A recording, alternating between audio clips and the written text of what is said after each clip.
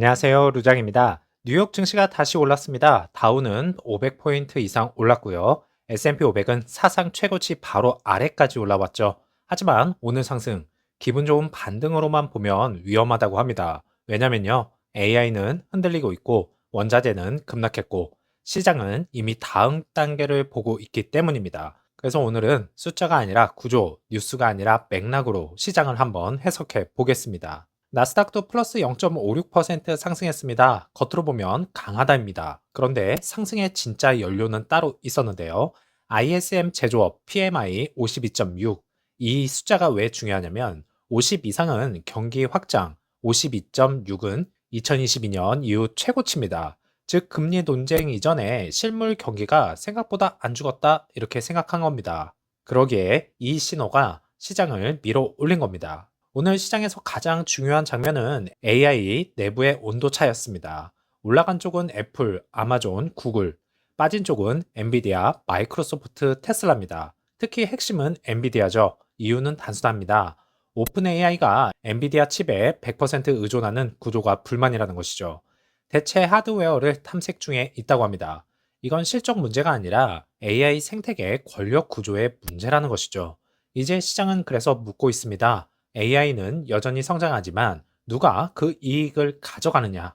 이번 주부터 실적 폭탄 구간입니다. AMD, 아마존, 알파벳, 그리고 나머지 S&P 500 100여 개 기업.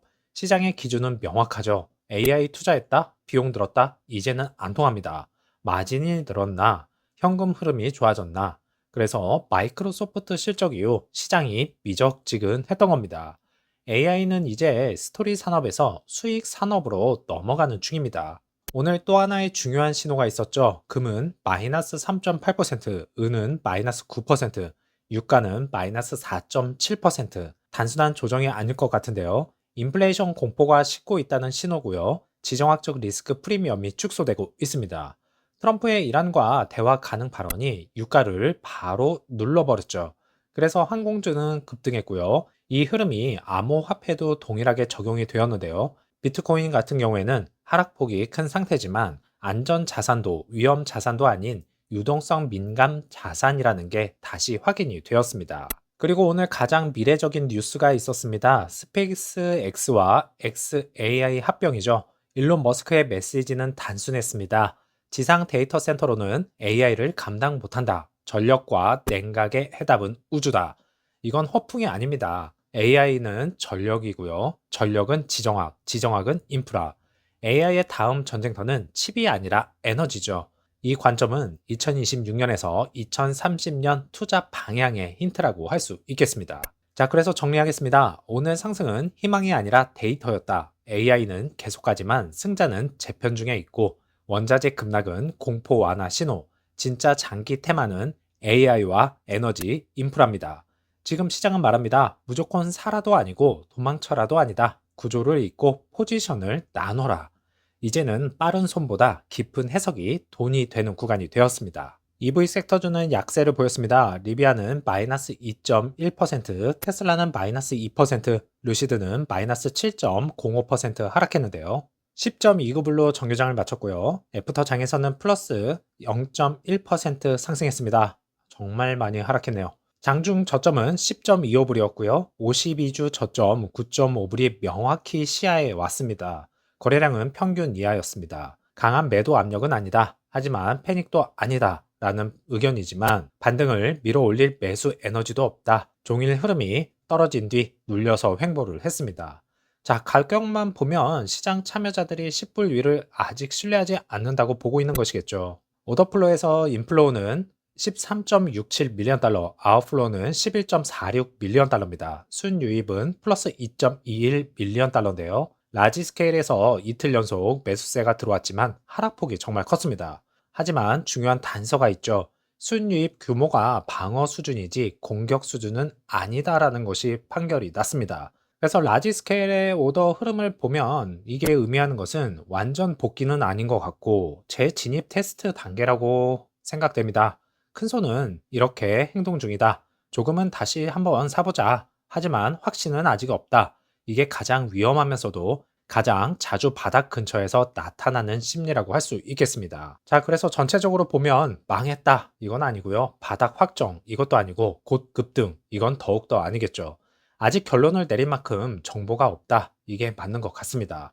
그래서 가격은 약하고 수급은 완전히 빠지지 않았고 변동성은 낮아지고 있습니다. 이전 저점을 뚫지 않는 선에서 횡보 구간을 지나 다시 상승하는 날이 빨리 찾아오기를 바라겠습니다. 사우디 라이드 헤일링 시장은 지금 택시 앱 시장이 아닙니다. AI, 로보택시, 결제, 규제, 스마트 시티가 한꺼번에 묶인 국가 모빌리티 플랫폼 전쟁입니다.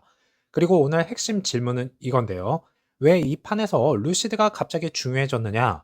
차만 잘 만드는 회사면 여기서 이름이 나올 이유가 없거든요. 그래서 오늘은 딱 네 파트로 갑니다. 첫 번째, 시장 성장의 크기. 두 번째로 AI가 바꾸는 운영 방식. 세 번째로는 비전 30이 만드는 제도 수요 엔진. 네 번째로는 왜 루시드가 중요한가? 한번 끝까지 보시면 사우디 모빌리티가 왜 다음 세대 자동차 산업의 실험장이 되는지, 그리고 루시드가 왜 거기서 하드웨어 핵심이 되는지까지 선명하게 연결이 됩니다. 한번 보시죠. 자료 기준으로는 사우디 라이드 헤일링 시장은 2025년 19억 달러입니다. 그리고 2034년에 56억 달러로 성장 전망이죠. 성장률은 연 13%대입니다.